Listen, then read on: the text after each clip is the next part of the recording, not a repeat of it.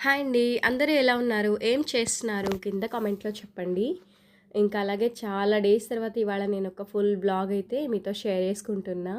ఇంకా ఇదేమంటే ఒక 10 రోజుల క్రిందటి వీడియో. అంటే నేను డివోషనల్ ట్రిప్ ప్లాన్ చేశానని చెప్పాను గదా! ఆ ట్రిప్‌కి వెళ్ళక ముందు షూట్ చేసింది. నాకు వీలు పడలేదు పోస్ట్ చేయడానికి. సో, ఇప్పుడు నేను ఎడిట్ చేసి పెట్టేస్తున్నా. ఇంకా ఉదయం పనులనేవి మొదలుపెట్టేశాను. ఈ వీడియో స్కిప్ చేయకుండా ఎండ్ వరకు చూడండి. వీడియో నచ్చితే డెఫినెట్‌గా ఒక లైక్ ఇవ్వండి. కొత్తగా వ్యూ చేస్తూ ఉంటే మన ఛానల్‌లో కంటెంట్ చూసి సబ్స్క్రైబ్ చేసుకొని డైలీ ఫాలో అవ్వండి. ఈ ముగ్గు చూసారు కదా ఎంత బావుందో! చాలా ఈజీ వేలో వేయొచ్చనమాట. ఇంకా ఉదయాన్నే ఇంకా క్లీనింగ్స్, ముగ్గులు వేసుకోవడం ఇది ఉంటుంది కదా కామన్‌గా. ఈరోజు కూడా అంతే. కొంచెం కలర్స్ అవి యాడ్ చేశాను. దీనివల్ల లుక్ చాలా బావుంటుంది. అంటే జస్ట్ 2 కలర్సే, అది కూడా హెవీగా కాదు. బార్డర్ వైస్‌గా కూడా కలర్స్ వేసుకోవచ్చు. కానీ ఇలా ఇంకా అందంగా ఉంటుంది. ఇంకా తులసమ్మ దగ్గర చాలా చిన్న ముగ్గనమాట. ఇంకా అలాగే పూజ అది అంతా కూడా అయిపోయింది. ఇవాళ చాలా సింపుల్‌గా ఉగ్గాని చేశాననమాట బ్రేక్‌ఫాస్ట్‌కి. ఇంకా అదేం షూట్ చేయలేదు. రీసెంట్ డేస్‌లోనే చూపించాను కదా అని చెప్పి షార్ట్స్‌లో అప్పుడప్పుడు పోస్ట్ చేస్తూ ఉన్నా. ఇదేమంటే లంచ్ రెసిపీ అనమాట. మంచిగా ఫ్లేవర్డ్‌గా ఉండే పుదీనా రైస్ చేస్తున్నాను ఈరోజు. ఇది ఎక్కువ క్వాంటిటీలో తీసుకున్నానండి. అంటే పుదీనా రైస్ కదా! మనకి ఇవి ఎక్కువ ఫ్లేవర్‌లో ఉండాలి. అంటే నేనిక్కడ దీన్ని 2-3 సార్లు కడిగాననమాట. మనకు తెలియకుండానే ఇందులో చాలా డస్ట్ ఉంటుంది. ఇంకొకటి పుదీనాను నేను కట్ చేయలేదు. ఒలుచుకున్నాననమాట. అంటే జస్ట్ ఆకుల్లాగా తీశాను. ఇదిగో చూసారు గదా! ఎంత డస్ట్ ఉందో అదంతా కూడా వేస్ట్ ఎందుకు అని చెప్పి అలా మొక్కల్లో వేసేసుకుంటూ ఉన్నా. మళ్ళీ దీన్ని ఒక 2 టైమ్స్ అలా కడిగేసి ఇంకా వాటర్ అంతా వడలిపోయేలాగా ఇలా చిల్లులు బుట్టలో పెట్టేసుకున్నాను. ఇప్పుడేమంటే దీనికి స్పైస్‌కి సరిపడా అన్నీ యాడ్ చేసుకుంటా అనమాట. రైస్ కూడా ఆల్రెడీ నానబెట్టేశాను. ఇప్పుడేమంటే గిన్నె పెట్టేసి అందులో కొంచెం నెయ్యి వేసుకుంటున్నా. అంటే బావుంటుంది అరోమా అనేది. పిల్లలు కూడా ఇష్టంగా తింటారు. ఇంకెలాగో స్కూల్స్ కూడా స్టార్ట్ అవ్వబోతున్నాయి కదా! ఇలాంటి రెసిపీస్ అవి లంచ్ బాక్స్‌లో పెట్టినా వీళ్ళు ఇష్టంగా తింటారు. ఇక్కడ కొంచెం అంటే బిర్యానీ మసాలా వేసుకుంటూ ఉంటాం కదా! కొంచెం ఆహ్, బిర్యానీ ఆకు, లవంగా, చెక్క, ఇలాచీ ఇలాంటివన్నీ కూడా కొంచెం కాజు యాడ్ చేశాను. ఇంకా దీనికి నేను సెపరేట్‌గా కర్రీ లాంటివేం చేసుకోవట్లేదు. చాలా సింపుల్‌గానే చేస్తూ ఉన్నా. ఇవన్నీ వేగిన తర్వాత కొంచెం ఆనియన్స్ వేసుకున్నాను. తర్వాత ఒకే ఒక్క టొమాటో. అదేమంటే మరీ ఎక్కువగా వేగిపోవాల్సిన అవసరం లేదు. ఇంకా పుదీనా ఆకులన్నీ ఒక బౌల్‌లోకి తీసి పెట్టుకున్నాను. ఇందులో స్పైస్‌కి సరిపడా పచ్చిమిర్చి తీసుకున్నా. ఇంకా కొంచెం అల్లం వెల్లుల్లి పేస్ట్ అంతే. దీన్నంతా కూడా ఒక మిక్సీ జార్‌లో యాడ్ చేసుకొని లైట్‌గా కొంచెం వాటర్ యాడ్ చేసేస్తే మంచిగా మెదిగిపోయి ఒక పేస్ట్ కింద తయారైపోతుంది. ఇదేంటంటే పుదీనా కొంచెం తొందరగా రంగనేది మారిపోతుందనమాట. నేను అప్పటికప్పుడే చేశాను గానీ కొంచెం మరీ డార్క్ గ్రీన్ లాగా వచ్చేసింది. ఇలా దీన్ని మిక్సీ పట్టి పక్కన పెట్టేసాను. చెప్పాను గదా! ఇవి కచ్చపచ్చగా ఉంటే సరిపోతుంది. మరీ మెదిగిపోవాల్సిన అవసరం లేదు. ఇంకా మిక్సీ పట్టిన పేస్ట్ అంతా కూడా ఇందులో యాడ్ చేసి పచ్చివాసన పోయేంత వరకు మంచిగా కలిపేసుకోవాలి. ఈ పచ్చి ఫ్లేవర్ అనేది ఎప్పుడైతే పోతుందో అప్పుడే మనకి రైస్ అనేది చాలా బావుంటుంది. అదంతా మగ్గిన తర్వాత నేనిక్కడ బాస్మతి రైస్ తీసుకున్నాను కదా! అంటే గ్లాస్ బియ్యంకి 1 ½ గ్లాస్ వాటర్ అనమాట. అవన్నీ గూడా యాడ్ చేసుకొని మంచిగా తెరలకాగాయనమాట వాటర్ అనేవి. అందులో ఇప్పుడు నేను బాస్మతి రైస్ అనేది యాడ్ చేసుకుంటున్నా. నాకు ఈవినింగ్ కొంచెం పనుంది. అంటే పచ్చడి పెడదామనుకుంటున్నాము. అందుకని చెప్పేసి నేను 2 పూటలకి ఇది చేసేసాననమాట. ఇది ఇలా ఉందనుకోండి మా పిల్లలు కొంచెం రైతా పక్కన పెట్టినా తినేస్తారు. అందుకని చెప్పేసి ఇప్పుడు కొంచెం ఆమ్లెట్ వేశాననమాట. ఇష్టం ఉన్న వాళ్ళు తింటారు. లేదంటే లేదు అన్నట్లుగా. ఇంకా కొంచెం పెప్పర్ యాడ్ చేశానంతే. సాల్ట్ ఒకటి. కారం అది ఏం వేయకుండా అంటే ఏమీ కలపకుండా ఎగ్గులో డైరెక్ట్ అలా పాన్‌లో వేసేసాననమాట. కొంచెం ఆయిల్ వేసేసి జస్ట్ హాఫ్ బాయిల్డ్ లాగా. అంతే ఇంకా సింపుల్ లంచ్ అనమాట ఇవాళైతే. రైస్ అంతా దగ్గర పడుతుంది కదా! అప్పుడు మూత పెట్టేసి లాస్ట్‌లో కొంచెం కొత్తిమీర యాడ్ చేసుకుంటే సరిపోతుంది. ఇదిగోండి రైస్ కూడా మంచిగా వచ్చేసిందనమాట. అసలు ఎంత బావుందో అరోమా అయితే చాలా చాలా బావుంది. జస్ట్ ఇంతే అనమాట ఇవాళ లంచ్ అయితే. కీరా, ఆనియన్‌తో మంచిగా ఆమ్లెట్ వేసేసి వీళ్ళకి సర్వ్ చేశాననమాట. చాలా బాగొచ్చింది. ట్రై చేయండి డెఫినెట్‌గా. ఆల్రెడీ అమ్మ గూడా వచ్చేసిందనమాట. అంటే నాకు హెల్ప్ జేయడానికి. అంటే నేను ఒక్కదాన్ని కొంచెం ఇలాంటి సాహసాలేవి చెయ్యను. అంటే ఎక్కువ క్వాంటిటీ కదా! 1 ఇయర్‌కి సరిపడా కాబట్టి నేను ఒక్కదాన్ని అసలు చేయననమాట. అన్నీ ఇక్కడ అరేంజ్ చేసుకున్నాము. సో, లాస్ట్ ఇయర్ కూడా సేమ్ ఇలాగే ఇక్కడే చేసుకున్నాము. అంటే బయట కొంచెం బావుంటుంది కదా అన్నట్లుగా. అయితే లాస్ట్ టైం ఏంటంటే మామిడికాయలు తెలిసిన వాళ్ళు పంపించారని అప్పుడు ఇంట్లోనే మేమే కడిగి ముక్కలు కొట్టేసుకొని కొంచెం అదంతా ప్రాసెస్ ఎక్కువగా ఉండింది. ఈసారి ఏమంటే మార్కెట్ దగ్గర తీసుకొని అక్కడే కడిగి వాళ్ళే కట్ చేసి ఇస్తారనమాట పీసెస్ కింద. అవి తెచ్చుకొని మంచిగా తుడిచి పెట్టేసుకున్నాను అనమాట.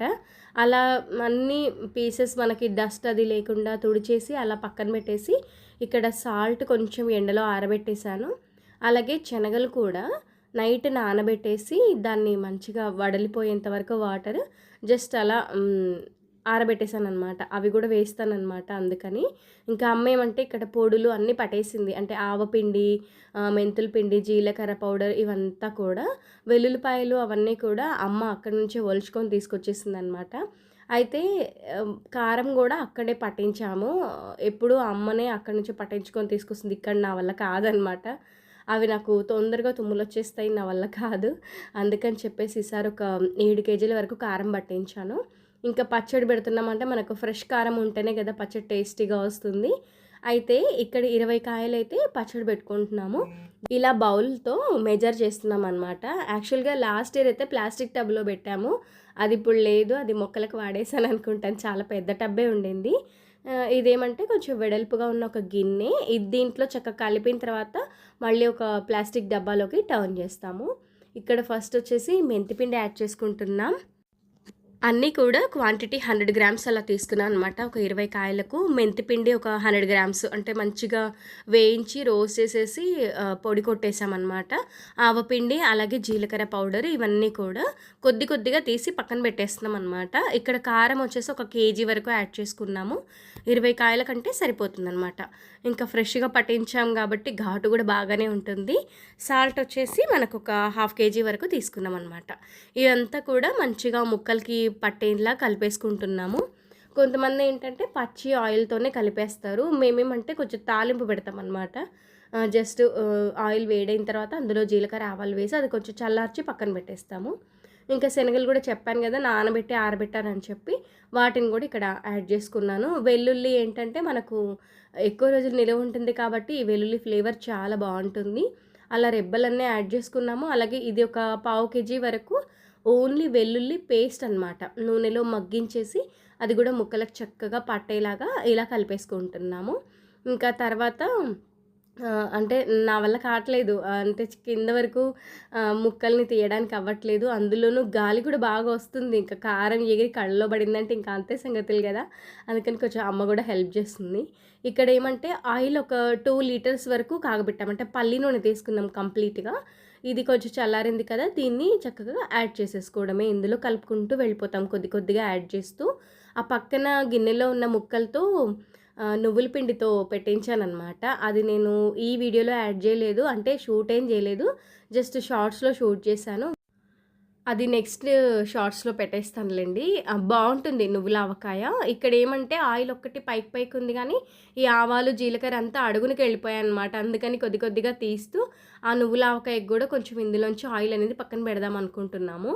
ఇదంతా చక్కగా కలిపిన తర్వాత మళ్ళీ మనకు ఇప్పుడు కొంచెం తక్కువగానే అనిపిస్తుంది పచ్చడి కలిపినప్పుడు. ఒక 2 డేస్‌లోనే ఆయిల్ తేలి పైకొస్తుందనమాట. ఒక 2 రోజుల తర్వాత ఈ పచ్చడిని మంచిగా కిందకి మీదకి కలిపి ఒక్కసారి సాల్ట్ అది చెక్ చేసుకొని, ఏమైనా పడితే యాడ్ చేసుకొని దీన్ని మంచిగా స్టోర్ చేసేసుకోవడమే. జాడీలో గానీ, లేదంటే ఏదైనా ఒక ప్లాస్టిక్ డబ్బాలో కానీ. నేనైతే ఫ్రిడ్జ్‌లో స్టోర్ చేసుకుంటాను. అంటే బయట కొంచెం కలర్ అనేది చేంజ్ అవుతుంది. అంటే ఒక 1 ఇయర్ వరకు యూజ్ చేస్తాం కదా! అలాగా మా అమ్మకి అరిసెల పిండి కలిపి, కలిపి, కలిపి అలవాటైపోయిందనమాట. నా వల్ల అయితే అస్సలు కావట్లేదు. అంటే అది బరువుగా ఉంటుంది గదా! నా వల్ల అస్సలు అవ్వట్లేదు. అదిగో మా అమ్మ మాత్రం చాలా ఈజీగా కలిపేస్తుంది. అందుకని అదే అంటున్నాను. నీకు అరిసెల పిండి కలిపి, కలిపి అలవాటైపోయింది మా అని చెప్పి. అమ్మ హెల్ప్ లేకుంటే అసలు నేను చేయలేనేమో. ఇప్పటికీ నేను పచ్చడి ఎప్పుడు పెడుతున్నా అమ్మ తప్పకుండా రావాల్సిందే. కొంచెం అన్నీ అరేంజ్ చేసుకుంటాను. నాకు వీలు కాకపోతే అమ్మనే అక్కడి నుంచి అన్నీ వెల్లుల్లి ఒలుచుకొని రావడం గానీ అలాంటివన్నీ చేసేస్తుంది. సో, ఇలా మేము పచ్చడైతే ఈసారి పెట్టేసుకున్నాము. అలా కలిపి కలపగానే ఒక్కసారి టేస్ట్ చేయాలి. అసలు నోట్లో వాటర్ వచ్చేస్తున్నాయి. అసలు తినాలనిపిస్తుంది. అందుకని చెప్పేసి నేనైతే ఒక ముక్క టేస్ట్ చేద్దాం అనుకున్నా. పచ్చళ్ళకి ఎప్పుడే గానీ పల్లి ఆయిల్ చాలా బావుంటుంది. లేదంటే నువ్వుల నూనె గూడా చాలా బావుంటుంది. అది ప్యూర్‌దయితే బావుంటుందిలెండి. ఇంకా అసలు టేస్ట్ అయితే మార్వెలస్ అసలు.